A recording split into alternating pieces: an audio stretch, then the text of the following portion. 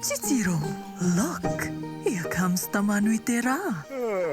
Morena, Mr. Sun. Morena, Pāpā Rākau. Kia ora, my name is Kōkā. Here in the forest with me live 5 Patupaiarehe.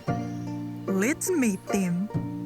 Time to wake up, Tākaro Tribe.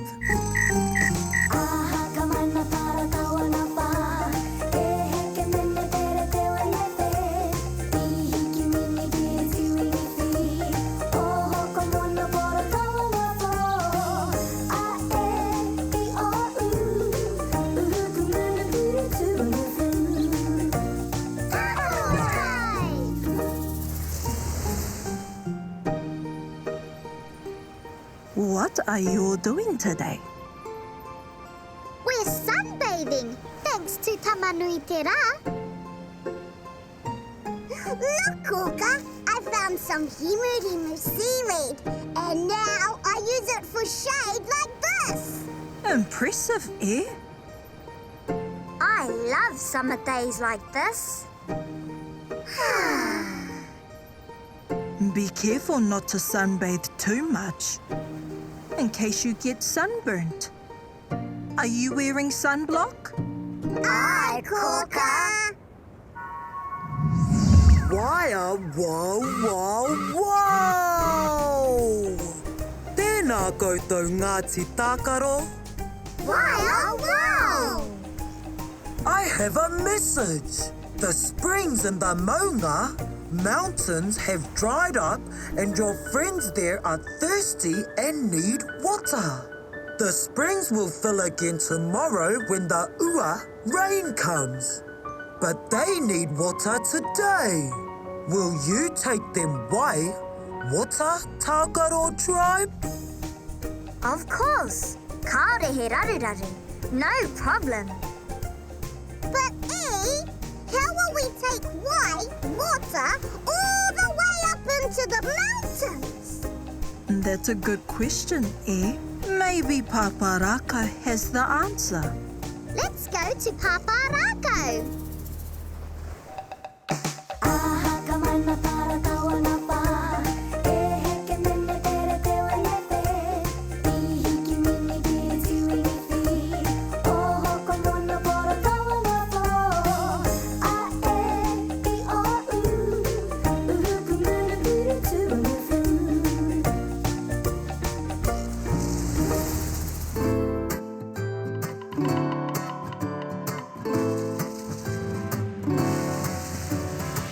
Amariki mā, noho mai ki aku kakiaka, whakarongo mai ki ngā kōrero o te ao marama.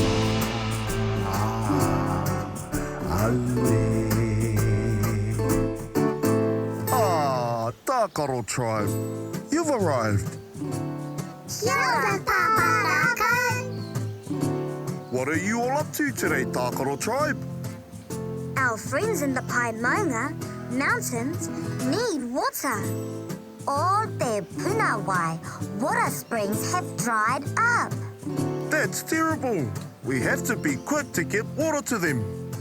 We thought that too. But how will we take water up to the Paemaunga mountains?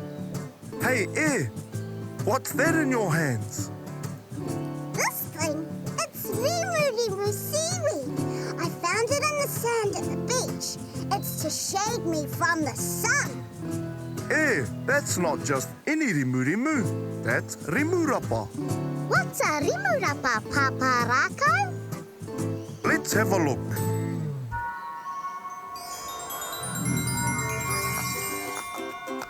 It's a plant from the moana.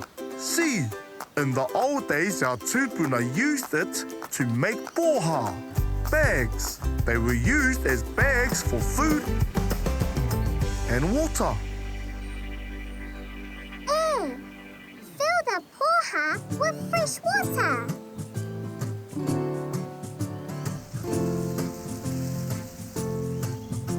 Quality! We have pōhā, but how will we get them up to the maunga mountain? Pū o take you. Yay! Whoa! Whoa! Watch out! Out of the way! Whoa! Sorry, my friends. The wind was a bit too strong. All aboard Tākaro Tribe. Karakia first, Pooh.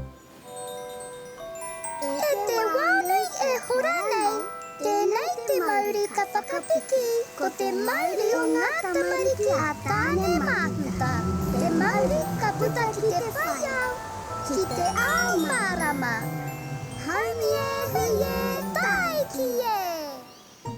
Haere rā, Ngāti Tākaro. E noho rā, Pāpā Rākau.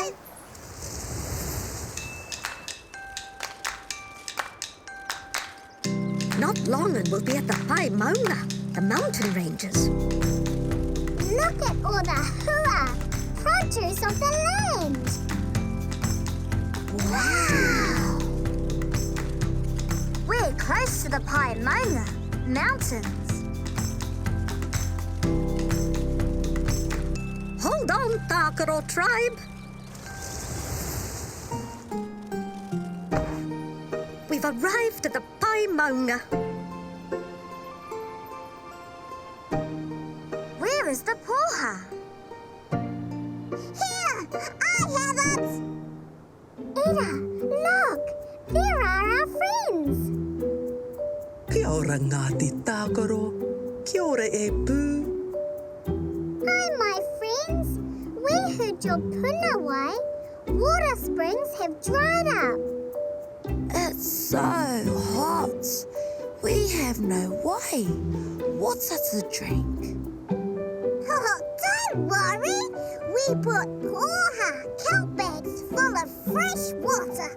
Please, come and get a drink of my Māori.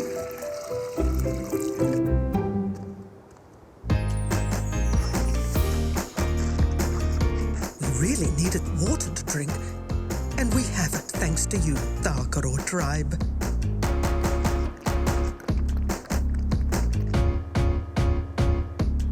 E mihi ana Tākaro Tribe.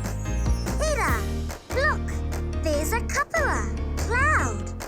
Tamanui te rā isn't beaming down on us. Oh, hooray!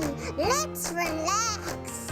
First, let's hit it with a waiata song.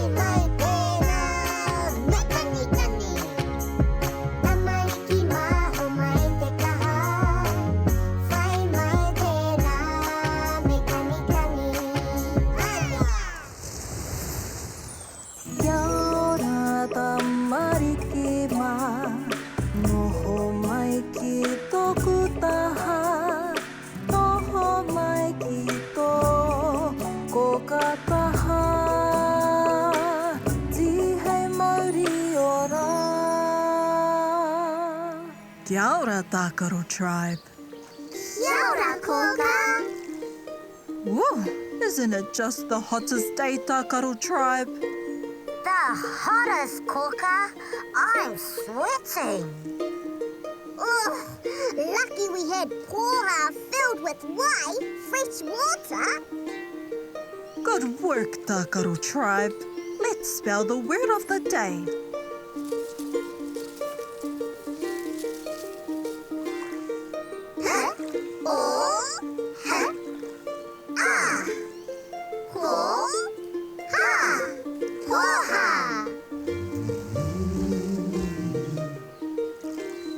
Oh, Pāpā Rākau is calling you. See ya, Kōkā! Kia ora no Tākaro Tribe. Have you had a good day today? Aye! Let's celebrate with a waiata song.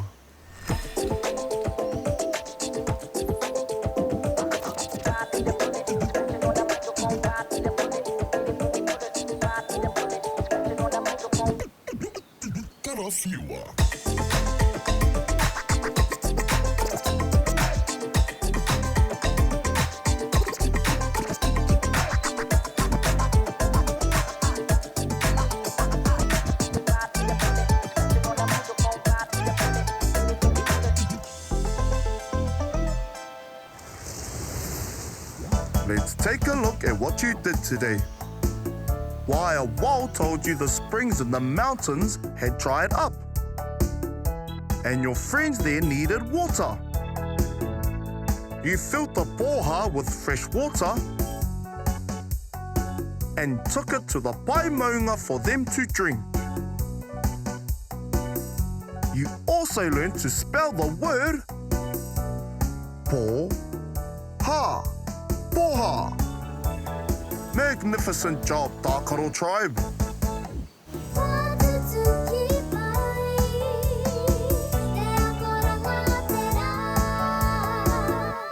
What a fun day, Tākaro Tribe. Time to say goodnight. Pō Māori e. Good night, Tākaro Tribe. O roia tō mata, parai he hia o niho, kuhuna o kakamoe Pō Māori e kuhu ki te moenga, takoto iho ki